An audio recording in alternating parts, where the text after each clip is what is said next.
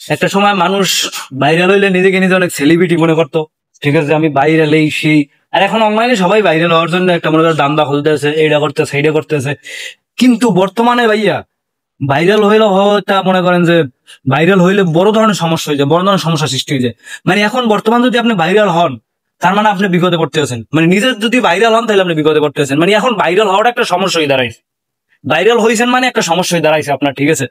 মানে এখন বর্তমানে ভাইরাল হওয়াটা একটা ভয়ঙ্কর বিষয় হয়ে গেছে। কারণ কি, কারণ ভাইরাল হইলে ওই যেই মানুষটা ভাইরাল হয় যেই বিষয়টা লইয়া, তো উনি উনি মোটামুটি এক ধরনের মনে করে বিরক্ত ফিল করে।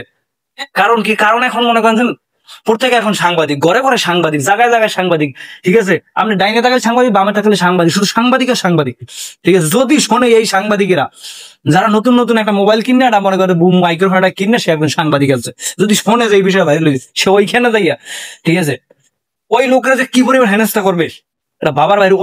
ওই লোকের যতক্ষণে গোয়া মারা না যাইবে অতক্ষণে ওরা ওই জায়গা থেকে আইবে না। এই সাধারণত বিষয়টা ধরেন, এই যে মিজান ভাই যে ভাইরাল হয়েছে, ফুটপাতে মানুষকে খাওয়ায়, হ্যাঁ 100 টাকায় গরুর গোস্ত লইয়া লইয়া খান, নিজে লইয়া খান।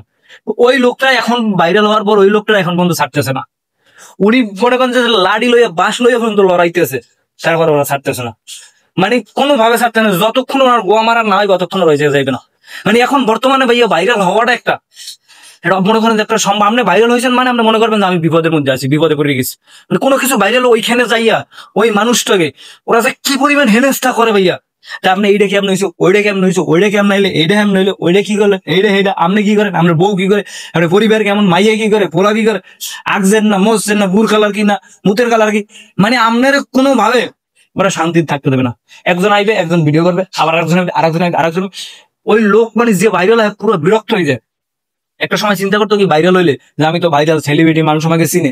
আর এখন বর্তমানে ভাইয়া ভাইরাল হওয়াটা এক ধরনের মনে করেন যে সমস্যা, বড় ধরনের সমস্যা হয়ে এটা। মানে আমরা ভাইরাল হয়েছেন, আমরা কি পরিমাণ হেনস্থা করবে এইসব ঘরে ঘরে যারা সাংবাদিক আছে, পুটকিলাল সাংবাদিক, এখন আমি ডাকি পুটকিলাল সাংবাদিক, ঠিক আছে, পুটকিলাল সাংবাদিক। তো এরা কিভাবে যে ওই মানুষটা হেনস্থা করে ভাইয়া, এই জন্য মনে করেন যে ভাইরালের নেশা মাথার ভিতরে ঢুকাইয়েন না, তাহলে দেখবেন যে কি অবস্থাটা হয়।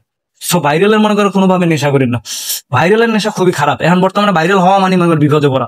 সো ভাইরাল হওয়ার থেকে দূরে থাকেন, ঠিক আছে। আর এই যে ক্যামেরা ম্যামেরা এটি দেখলে এটি পিড়াইবেন আগে, এটার আগে পিড়াইবেন।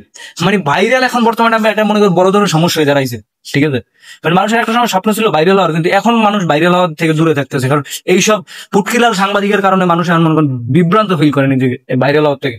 সো যাই হোক, ভাইরাল এরকম ভাইরালের দরকার নাই ভাই। এখন ভাইরাল হইলে মানুষ বিপদে করতেছে, তাই ভাইরাল হওয়ার চিন্তা ভাবনা মাথা থেকে দূরে সরান, ঠিক আছে। আপনি ভাইরাল হয়েছেন মানে আপনার যে কি পরিমাণ জ্বালাইবে আপনি কল্পনা করতে পারেন।